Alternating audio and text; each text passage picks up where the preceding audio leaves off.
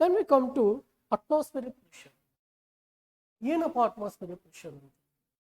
So suppose ನಾವೊಂದು ಈ ತರ ಕೈ ಹಿಡಿದಿನಪ್ಪ ಅಂತಂದ್ರೆ ಹೊರಗಡೆ ಗಾಳಿಲಿ, ಓಕೆ, ಸೊ ನಮಗೆ ಫೀಲ್ ಆಗಲ್ಲ ಒಂದು ಒತ್ತಡ ಇದೆ, ಇಲ್ಲೊಂದು ಒತ್ತಡ ಇದೆ ಅಂತ ನಮಗೆ ಫೀಲ್ ಆಗಲ್ಲ.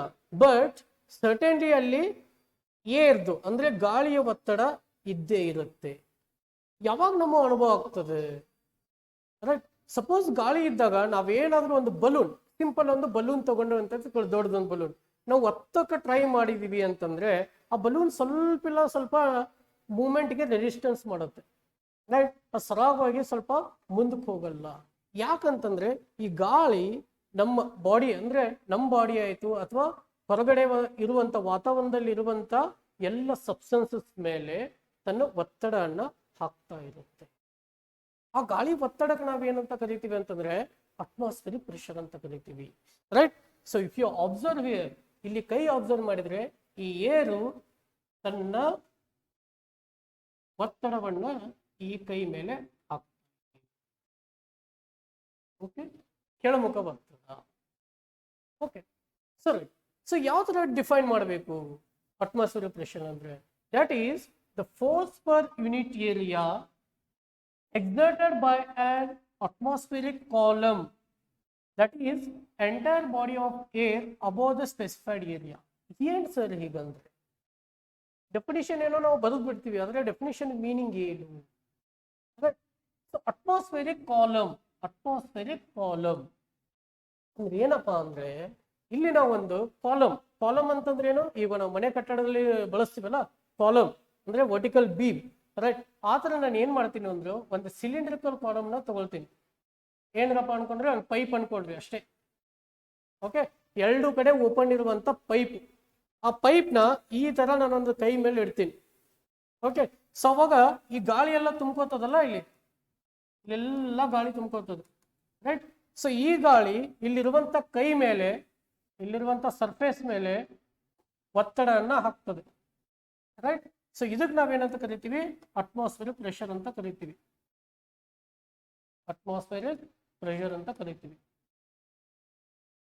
Okay, right. ಸೊ ಏನು? It is force exerted by a surface by the air above it is a gravity pull to earth. ಯಾಕೆ ಇದು ರೀಸನ್ ಏನಂದ್ರೆ ಅಟ್ಮಾಸ್ಫಿಯರಿಕ್ ಪ್ರೆಷರ್ದು? ಓಕೆ, ನಮಗ್ ಗೊತ್ತದ ನಮ್ಮ ಭೂಮಿಗೆ ಗುರುತ್ವಾಕರ್ಷಣ ಶಕ್ತಿ ಇದೆ ಅಂತೇಳಿ. ಅದಕ್ಕೆ ತಾನೇ ಯಾವ ವಸ್ತುನ ನಾವು ಮೇಲಕ್ಕೆ ಎಸೆದ್ರು ಕೂಡ ಅದು ಕೆಳಗಡೆನೆ ಬರೋದು.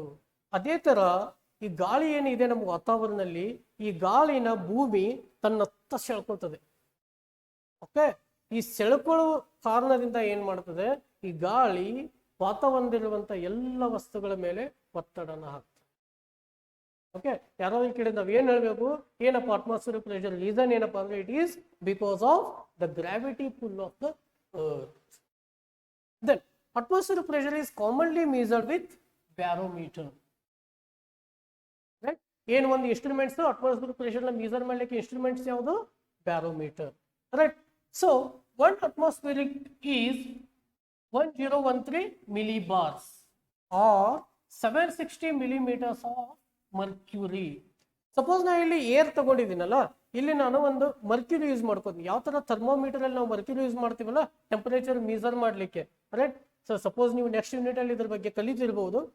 ಓಕೆ, ಸೊ ಯಾವ ತರ ಥರ್ಮೋಮೀಟರ್ ಅಲ್ಲಿ ನಾವು ಮರ್ಕ್ಯೂರಿ ಯೂಸ್ ಮಾಡ್ತೀವಿ, ಅದೇ ತರ ಬ್ಯಾರೋಮೀಟರ್ ಅಲ್ಲಿ ನಾವು ಮರ್ಕ್ಯೂರಿ ಯೂಸ್ ಮಾಡಿದವ್ರೆ ಅದರದ್ದು ಚೇಂಜ್ ಆಗ್ತದೆ. Right, it will be 29.92 inches or 760 millimeters, 760 mm. Okay, then atmospheric pressure drops as altitude increases. Altitude ಅಂದ್ರೆ ಏನು? ಸಮುದ್ರ ಮಟ್ಟದಿಂದ, ಮೀನ್ ಸಿ ಲೆವೆಲ್ ಅಂತ ಕರಿತೀವಿ ನಾವು. ಸಮುದ್ರ ಮಟ್ಟದಕ್ಕಿಂತ ನಾವಿರುವಂತ ಜಾಗ ಎಷ್ಟು ಎತ್ತರದಲ್ಲಿದೆ ಅದಕ್ಕೆ ನಾವೇನಂತ ಕರಿತೀವಿ? ಅಲ್ಟಿಟ್ಯೂಡ್ ಅಂತ ಕರಿತೀವಿ. ಹೌದಾ? ರೈಟ್, ಸಪೋಸ್ ನಾವು ಮೌಂಟ್ ಎವರೆಸ್ಟ್ ತಗೊಂಡಾಗ, ಮೌಂಟ್ ಎವರೆಸ್ಟ್ ಎಷ್ಟಿದೆ ಸಮುದ್ರ ಮಟ್ಟದಿಂದ? ಅಪ್ರಾಕ್ಸಿಮೇಟ್ಲಿ 8648 ಮೀಟರ್ ಅದಷ್ಟು ಎತ್ತರ ಇದೆ. ಹೌದಾ? ಈ 8648 ಮೀಟರ್ದಲ್ಲಿ ನಾವು ಎತ್ತರದಲ್ಲಿ ಹೋದಾಗ ಅಲ್ಲಿ ಏನಾಗ್ತದೆ?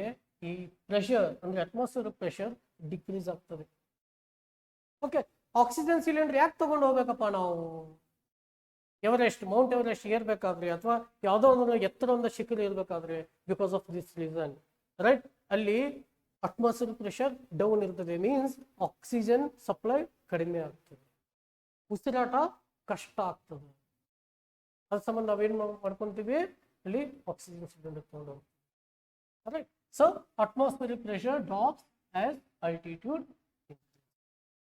Then atmospheric pressure is expressed in several different system of units. Units as measurements, chapter 1 ಅಲ್ಲಿ ನೀವು ಕಲ್ತಿದ್ದೀರಿ, right? So what are different units? Millimeter or inches of mercury, right? So when you use liquid mercury, pounds per square inch, PSI, right? Police sub inspector alla, PSI, that is pounds per square inch. And dynes per square centimeter. Dyne is also unit of force. Dyne is also unit of force. So we can express this as dynes per square centimeter, or we can express it as millibars. Bar is also unit of pressure. Bar is also unit of pressure. So we express in millibars. Standard atmosphere. Now standard atmosphere is ಎಲ್ಲಿ consider ಮಾಡ್ತೀವಿಯಪ್ಪ ಅಂತಂದ್ರೆ, suppose ಯಾವುದೋ ಒಂದು ಬೇರೆ ಜಾಗದ ಜೊತೆ ನಾವು compare ಮಾಡ್ಬೇಕಿತ್ತಂದ್ರೆ atmosphere ಪ್ರೆಷರ್ನ, right, ನಾವೊಂದು standard set level ಮಾಡ್ಕೊಂತೀವಿ.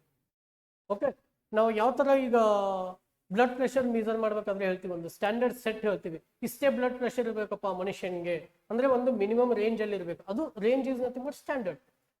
ಯಾರ್ದಾದ್ರೂ ಒಬ್ರು ಮೀಸರ್ ಮಾಡಿದಾಗ ಅವಾಗ ನಾವು ಕಂಪೇರ್ ಮಾಡ್ತೀವಿ ಇದು ಸ್ಟ್ಯಾಂಡರ್ಡ್ ಮತ್ತೆ ಮೀಸರ್ ಬ್ಲಡ್ ಪ್ರೆಷರ್ನ. So certainly in certain way, in that way only we can take some standard atmosphere or kilopascals. Okay, so this is all about atmospheric pressure, right? So ಇದು ಎಲ್ಲಿ help ಆಗ್ಬೋದು sir ನಮ್ಗೆ atmosphere pressure ಕಲಿಯೋದ್ರಿಂದ ಏನು ಲಾಭ? So ನೀವು ಯಾವುದಾದ್ರು medical treatment ಮಾಡ್ತಾ ಇರ್ಬೇಕಾದ್ರೆ ನಾಳೆ ಸೊ ಡಯಾಲಿಸಿಸ್ ಆಗ್ಬೋದು, ರೈಟ್, ಸೊ ಇನ್ಯಾವುದೋ ನೀವು ಬ್ಲಡ್ ಕೊಡ್ತಿರ್ಬೇಕಾದ್ರೆ ಅಥವಾ ನೀವು ಹಾರ್ಟ್ ರೇಟ್ ಅಥವಾ ಅವರ್ ಬ್ರೀದಿಂಗ್ ರೇಟ್ನ ನಾವು ಮೇಂಟೈನ್ ಮಾಡ್ತಿರ್ಬೇಕಾದ್ರೆ ಆ ಮೂಮೆಂಟ್ ಅಲ್ಲಿ ನಾವು ಅಟ್ಮಾಸ್ಫಿಯರ್ ಪ್ರೆಷರ್ನ ಕನ್ಸಿಡರ್ ಮಾಡಲೇಬೇಕು, ರೈಟ್. ಸೊ ನಾವು ಯಾವ ಕಂಡೀಷನ್ ಅಲ್ಲಿ ಟ್ರೀಟ್ಮೆಂಟ್ ಕೊಡ್ತೀವೋ ಅದು ನಮ್ಗೆ ಗೊತ್ತಿರಂಗಿಲ್ಲ ಎಮರ್ಜೆನ್ಸಿಯಲ್ಲಿ.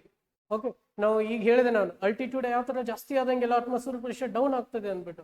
ಸೊ ಸಪೋಸ್ ನಾವು ಪೇಷಂಟ್ ನಮ್ಮ ಅಲ್ಟಿಟ್ಯೂಡ್ ಹೈಯರ್ ಅಲ್ಟಿಟ್ಯೂಡಲ್ಲಿ ಇದ್ರೆ ಏನಾಗ್ತದೆ, ಸೊ ಅವಾಗ ನಾವು ಮೆಜರ್ಮೆಂಟ್ಸ್ ತಗೊಳ್ಬೇಕಾಗ್ತದೆ ಅಟ್ಮಾಸ್ಫಿಯರ್ ಪ್ರೆಷರ್ದು. ಅದೇ ತಕ್ಕಂತೆ ನಮ್ಮದು ಇನ್ಸ್ಟ್ರೂಮೆಂಟಲ್ಲಿ ಸೆಟ್ಟಿಂಗ್ಸ್ ಚೇಂಜ್ ಮಾಡಬೇಕಾಗ್ತದೆ. ಸೊ ಅದು ನೆನಪಿರಲಿ, ಅಟ್ಮಾಸ್ಫಿಯರ್ ಪ್ರೆಷರ್ ಈ ಥರ ಯೂಸ್ ಆಗ್ತದೆ ಅಂದ್ಬಿಟ್ಟು. ಇನ್ನು ಎಕ್ಸಾಂಪಲ್ ಏನು ಕೇಳ್ತಾರೆ ಅಂತಂದರೆ ಅಟ್ಮಾಸ್ಫಿಯರ್ ಡಿಫೈನ್ ಅಟ್ಮಾಸ್ಫಿಯರ್ ಪ್ರೆಷರ್ ಇಷ್ಟೇ, ಕರೆಕ್ಟ್. ಸೊ ನಾವು ನೀಟಾಗಿದ್ದು ಡೆಫಿನಿಷನ್ ಬರೀಬೇಕು, ಒಂದೆರಡು ಎಕ್ಸಾಂಪಲ್ ಕೊಡ್ಬೇಕಷ್ಟೇ, ಒಂದು ಅಥವಾ ಎರಡು ಎಕ್ಸಾಂಪಲ್ ಅಟ್ಮಾಸ್ಫಿಯರ್, ರೈಟ್. ಸೊ ನಿಮಗೆ ಈ ಪಾಯಿಂಟ್ಸ್ ಏನಾದರೂ ನೆನಪಾದ್ರೆ ಇದರಲ್ಲಿ ಒಂದು ಎರಡು ಪಾಯಿಂಟ್ಸ್ ಏನಾದರೂ ಬರೆದ್ರೆ you will get full marks.